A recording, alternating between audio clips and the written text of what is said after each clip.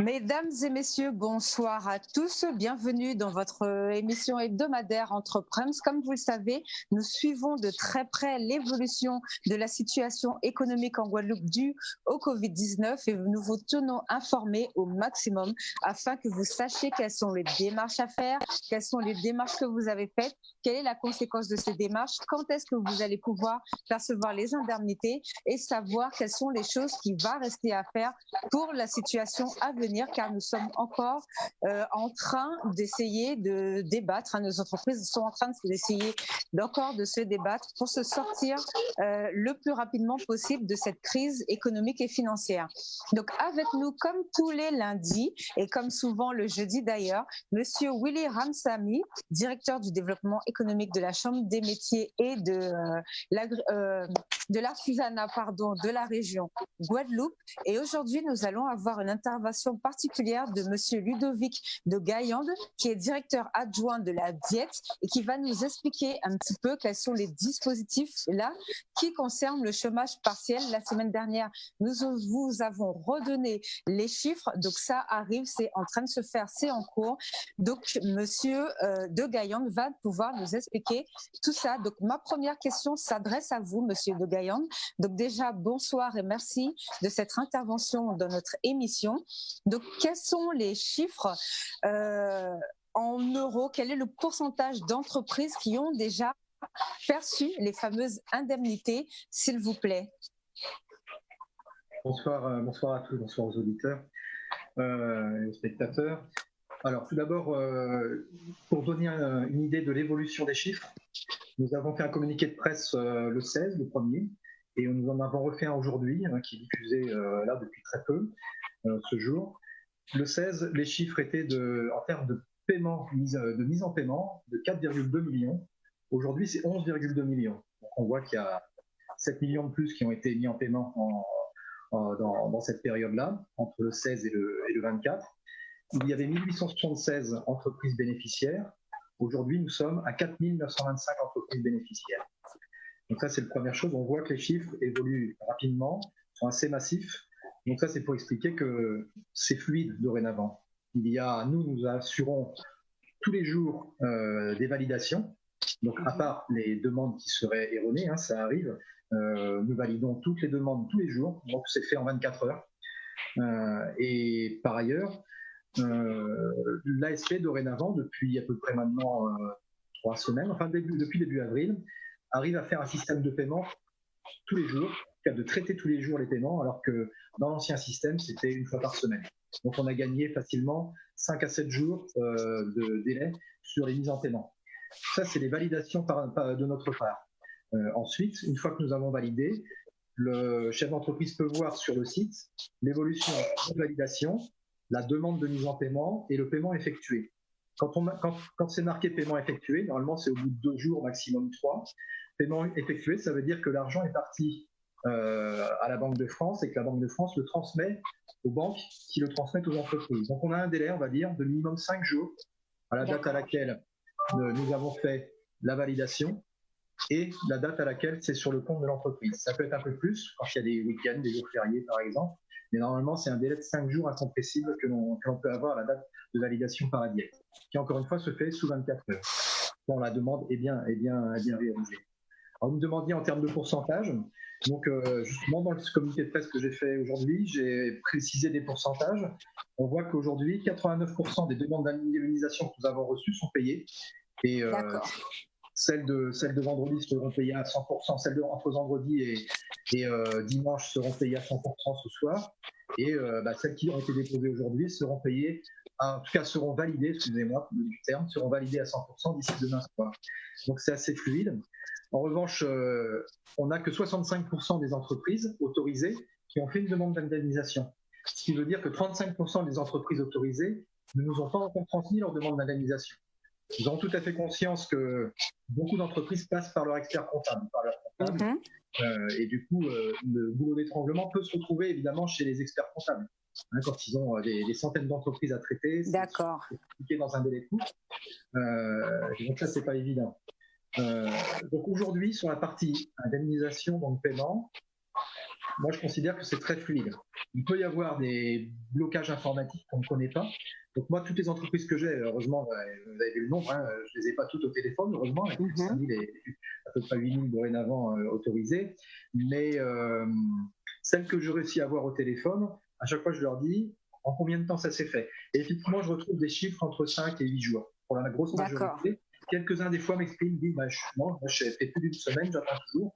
Dans ce cas-là, on vérifie, il peut y avoir un bug informatique qui fait qu'il y a quelque chose qu'on ne sait pas. Et dans ce cas-là, c'est bien d'écrire à la boîte aux lettres générique de la DIECT qui est 971.activité-partielle@diect.gouv.fr.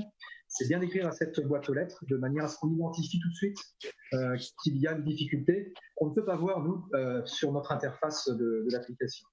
Mais sinon, ça se passe bien pour cette partie-là quand on a des entreprises autorisées ou des entreprises qui ont fait l'indemnisation. En revanche, c'est vrai qu'aujourd'hui, et c'est ça peut-être à quoi vous faites référence, notamment quand des entreprises vous appellent en disant nous, on n'a toujours pas, il y a des entreprises qui, en amont, en création de leur compte, ont encore des difficultés informatiques qui, là, ne relèvent pas de notre champ puisqu'on ne les connaît pas dans ce cas-là. Quand elles sont encore en difficulté, ça reste encore dans la phase de création par l'ASP.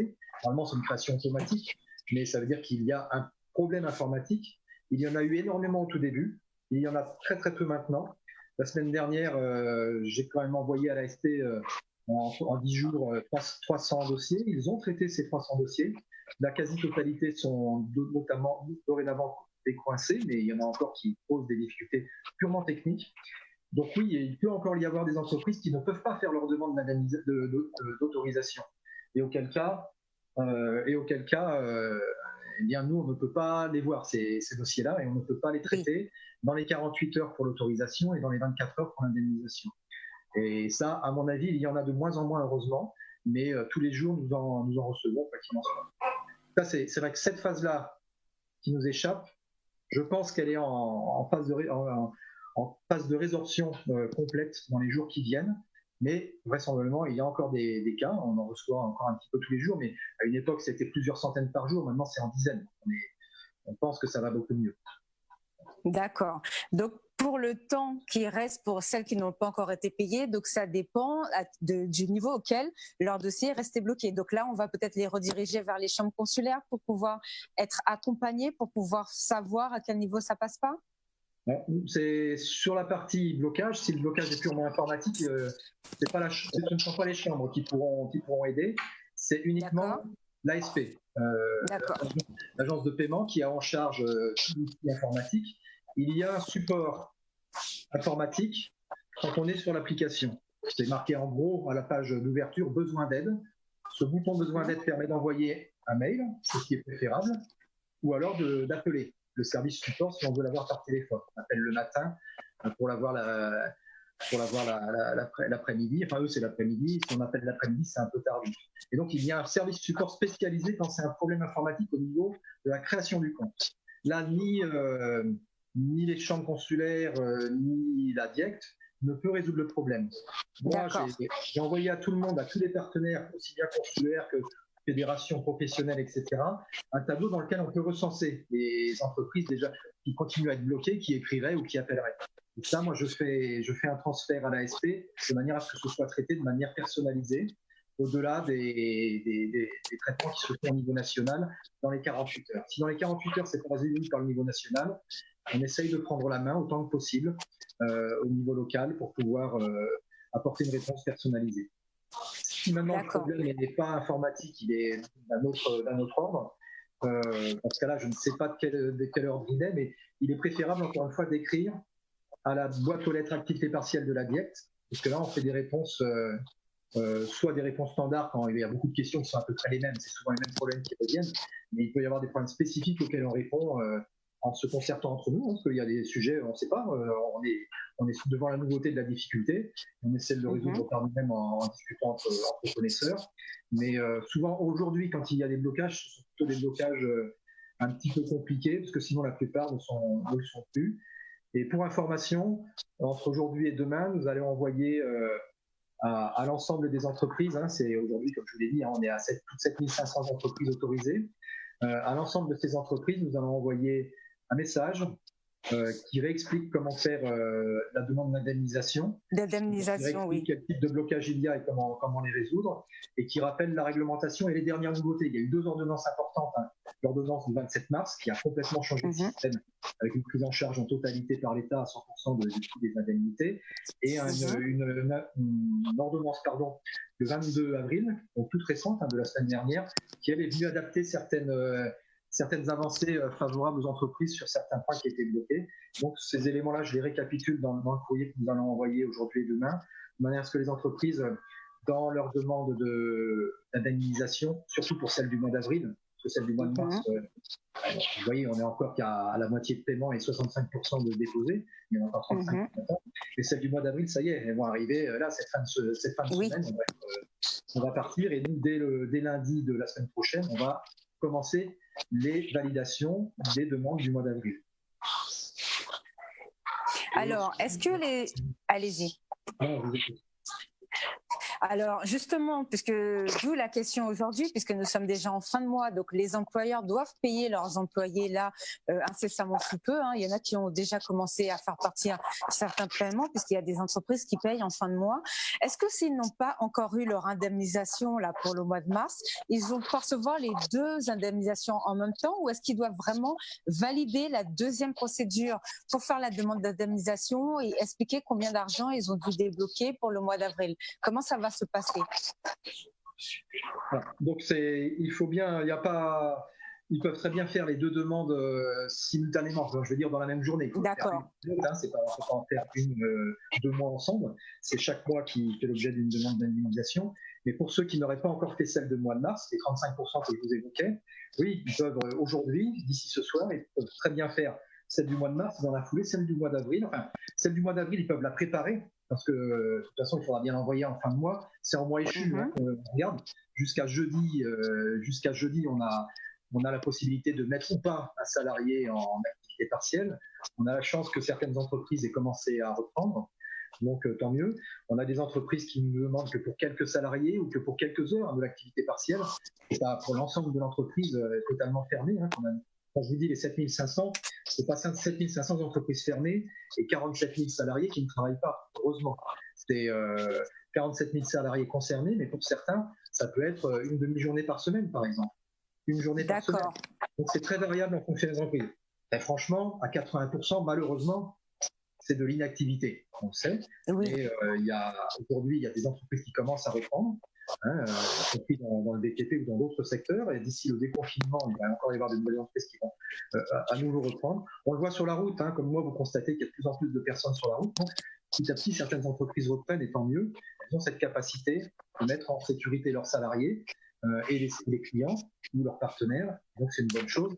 Et dans ce cas-là, elles peuvent toujours être sous le bénéfice de l'activité partielle, mais au lieu, par exemple, une entreprise de 10 personnes, de laisser les 10 personnes en activité partielle, peut-être qu'elle va n'en mettre plus que 3, et les 7 autres vont commencer à retravailler. À travailler 3 jours sur 5, par exemple, ou à 4 jours sur 5. Enfin, voilà, c'est très très souple. Une fois qu'on a donné une autorisation, l'entreprise a la possibilité, a la plus grande souplesse qui soit pour pouvoir faire son organisation à partir du moment où elle fait une bonne communication au sein de son entreprise avec les salariés. L'important, c'est de leur donner suffisamment à temps l'information sur le potentiel de reprise de travail. Et dans ce cas-là, le mois suivant, ni plus ni moins, on n'aura pas la même configuration que le mois précédent. On aura moins de salariés en activité partielle, en heures chômées, pour être précis, et plus de salariés en heures travaillées. C'est une bonne chose. Et c'est très très souple pour l'entreprise. Nous, ce qu'on autorise, c'est un plafond, c'est-à-dire un nombre de salariés maximum, un nombre d'heures maximum et une durée maximale. Si ça reprend dans ce laps de temps, c'est très bien. Même si ça te reprend partiellement, ça permet d'à nouveau avoir de l'activité. Psychologiquement, c'est vraiment très important. Et d'avoir de nouvelles, à nouveau des rentrées financières. Et par ailleurs, donc de baisser le recours à l'activité partielle par rapport au nombre d'heures chômées. Vous voyez que c'est assez souple de ce côté-là. Et donc les entreprises, oui, aujourd'hui, peuvent très bien faire les 2 demandes dans la foulée. Celles qui ont déjà fait mars, elles peuvent commencer à saisir celle du mois d'avril. Et une fois que le mois d'avril est échu, elles valident leur envoi. Et nous, dès lundi, on va commencer à valider toutes les demandes qui auront été bonnes.